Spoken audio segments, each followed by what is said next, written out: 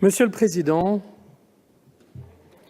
Messieurs les présidents de groupe, mes chers collègues, réformer le règlement de l'Assemblée nationale, c'est une belle et difficile mission. Nous avons collectivement la responsabilité de faire évoluer le fonctionnement du cœur battant de notre démocratie. Et je crois que nous en mesurons tous la responsabilité que nous avons. La première question qui se pose est pourquoi changer ? Il y avait à l'avant-dernière mandature 75 000 amendements. Nous en sommes au rythme actuel à 150 000, soit une croissance de 100%. Nous avions à cette avant-dernière mandature environ 5 000 heures de séance. Nous en sommes à ce rythme à peu près à 7 000, soit 40% d'augmentation. Et il n'existe pas de règle de fonctionnement qui résiste sans se remettre en question, sans évoluer à une telle augmentation. Le deuxième point, je crois, c'est qu'il y a un profond sentiment chez beaucoup d'entre nous que nos méthodes de travail, la simultanéité des réunions, les votes pris à 4 heures du matin, à 80 dans l'hémicycle, le manque de lisibilité de nos débats sont un problème auquel il faut nous attacher, auquel nous devons apporter une réponse. Mais il faut changer aussi parce qu'il y a une forte attente démocratique, une forte attente citoyenne. D'abord, une exigence de déontologie et de transparence, sur lequel nous apportons des éléments de réponse, mais également une exigence d'expression directe, de voix citoyenne, au travers des pétitions, qui est un droit depuis la Révolution française qu'il nous faut renouveler pour lui donner un second souffle. Ce texte, dont j'ai l'honneur d'être le rapporteur et dont nous allons débattre, a été élaboré par le président Richard Ferrand au terme d'une démarche de large concertation sur laquelle j'aimerais revenir. Elle s'inscrit d'abord dans les 18 mois de groupe de travail auxquels nombre d'entre vous ont participé, et s'en est suivi 6 mois de concertation avec chacun des présidents de groupe, pendant lesquels beaucoup des propositions que vous avez préconisées ont fait partie, ont été intégrées dans ce texte. Ces 2 étapes de concertation ont permis d'aboutir à un texte qui vous a été adressé à l'ensemble des députés le 12 mars dernier, pour que vous ayez le temps de vous l'approprier, et qui a été présenté par le président lui-même à différents groupes politiques.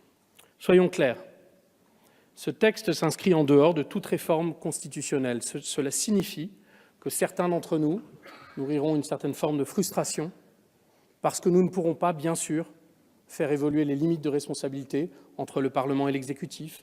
Nous ne pourrons pas réorganiser notre temps de travail sur l'année, comme nous aurions pu le souhaiter. Et il nous faut d'ailleurs garder à l'esprit que le juge constitutionnel a clairement tranché en 2014 que le règlement des assemblées doit se limiter strictement à des dispositions relatives à l'organisation et au fonctionnement des assemblées, à la procédure législative et au contrôle de l'action du gouvernement. Je serai donc amené à donner un avis négatif sur certains amendements pour des raisons de respect de cette disposition constitutionnelle, même si le fond de l'amendement peut être en lui-même fort intéressant. Mais à cadre constitutionnel constant, je pense que ce texte apporte des avancées majeures qui s'articulent autour de 4 axes. Le premier axe vise à améliorer la procédure législative. Dans le prolongement de la réforme constitutionnelle de 2008, nous améliorons le rôle des commissions. Nous innovons en mettant en place une procédure dite de législation en commission, dès lors que l'ensemble des groupes politiques l'acceptent. Nous affirmons une parole claire et concise des groupes politiques sur le texte et sur l'article. Je sais que ce nouvel équilibre fera débat. Nous mettons fin à ce tunnel interminable de début de texte auquel, je le crains, tant d'entre nous n'assistent pas tant il est fastidieux. Nous regroupons les votes le mardi, après les QAG, plutôt qu'au bout de la nuit. Nous supprimons les motions de renvoi en commission qui n'ont quasiment jamais abouti depuis 1958. Nous rénovons le temps législatif programmé, y compris avec des nouveaux droits pour l'opposition, pour que la conférence des présidents puisse repenser son usage. Toutes ces réformes visent à plus d'efficacité de nos débats, et l'histoire a prouvé que l'efficacité n'est pas antinomique de la qualité de nos débats. Le deuxième axe concerne le renforcement des groupes d'opposition et des groupes minoritaires, ainsi que ceux des députés non inscrits. Nous avons 14 articles sur le sujet, 14 articles sur une petite cinquantaine, soit près d'un tiers du texte. Malgré les mesures, alors il y a des mesures les plus emblématiques, parmi lesquelles figure la modernisation des questions au gouvernement. Nous aurons l'occasion d'y revenir. Je donnerai d'ailleurs un avis positif sur plusieurs amendements sur le sujet, l'attribution des premières vice-présidences à l'opposition, la représentation de tous les groupes au sein des CMP, des commissions mixtes paritaires, et la possibilité de débattre réellement des textes que nous proposons lors des niches parlementaires, en lieu et place des motions de rejet ou des motions de renvoi en commission qui s'exercent traditionnellement quasiment systématiquement. Il y a aussi de nouveaux droits de l'opposition qui, je le sais, feront encore largement débat, comme la possibilité de choisir entre le poste de président ou de rapporteur au sein des commissions d'enquête et des missions d'information créées à leur initiative, ou la nouvelle répartition des QAG entre opposition et majorité, ainsi que les droits des non-inscrits qui sont clairement raffermis dans ce texte. Le troisième axe consiste, dans le prolongement de la loi dite Confiance, à franchir un cap en matière de transparence et de déontologie. Le dispositif de prévention et de traitement des conflits d'intérêts est renforcé, en particulier avec la mise en place d'une procédure de déport. Les missions et les pouvoirs du déontologue sont consacrés, que ce soit en matière de contrôle de l'AFM ou en matière de représentant d'intérêts. Nous inscrivons des obligations de déclaration et de transparence. Bref, nous répondons à une exigence démocratique et à la conscience aiguë d'une nécessité d'exemplarité et de transparence. Nous franchissons une étape qui ne l'avait jamais été jusqu'alors. Nous sommes nombreux à être très attachés à ces avancées, qui sont des avancées politiques majeures que nous propose dans ce texte le président Ferrand. Le quatrième et dernier axe répond au besoin d'ouvrir notre institution à la participation citoyenne, et à cette fin, il est proposé de rénover le droit de pétition. C'est un droit qui n'est plus en réalité usité, et nous pensons trouver des leviers d'action pour le raviver. Je voudrais dire que nombre de ces points sont issus des propositions des différents groupes politiques et que lors de l'examen de ce texte, je mettrai en avant ces contributions qui ont été apportées par tel ou tel groupe, tant elles sont nombreuses. Je me ferai l'écho de ces contributions pour vous montrer combien le texte que nous étudions en résulte.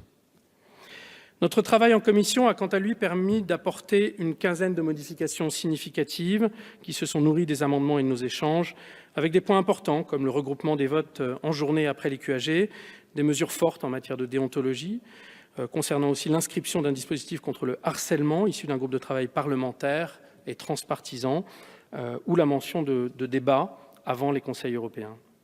Ce travail a aussi permis de poursuivre une réflexion entre la Commission et l'hémicycle, qui a abouti à des clarifications de la position de chaque groupe sur les séances de nuit ou sur les groupes d'opposition et qui m'ont amené aussi à présenter des amendements de synthèse sur certains des points qui ont émergé concernant les pétitions, la parité ou l'évaluation. Mais certaines positions, soyons clairs, sont irréconciliables. Concernant la taille des groupes, faut-il la rehausser à 5% ou pas ? La répartition entre le temps de parole du groupe et celle du député, qui ne fait pas consensus non plus. Faut-il qu'un groupe parle au nom de ses députés à l'article ou en cas d'amendement identique ?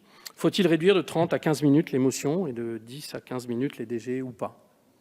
Certaines de ces positions sont irréconciliables et donc, j'en suis conscient, nous devrons faire des choix, ici, pour les trancher. En conclusion, chers collègues, je résumerai ma position en disant que cette proposition qu'a piloté le président Richard Ferrand a trouvé, je crois, un juste équilibre. Cette proposition de nouveau règlement et ce juste équilibre, comme je l'ai dit, ne pourra pas résoudre des positions irréconciliables, mais elle fait des avancées majeures.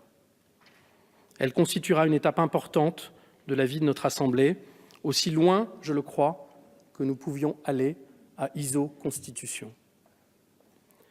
Le tout grâce à une méthode, je le pense, que je trouve remarquable, de concertation avec tous les groupes politiques, qui s'est inscrite d'ailleurs dans la lignée de la dernière réforme pilotée par Claude Barthelone et qui relève d'une véritable co-construction. C'est la recherche de ce juste équilibre, chers collègues, qui doit nous guider lors de nos débats. Un juste équilibre que ce texte peut, à mon sens, légitimement revendiquer et qu'en tant que rapporteur, je défendrai avec engagement et détermination. Je vous remercie. Merci, monsieur le rapporteur.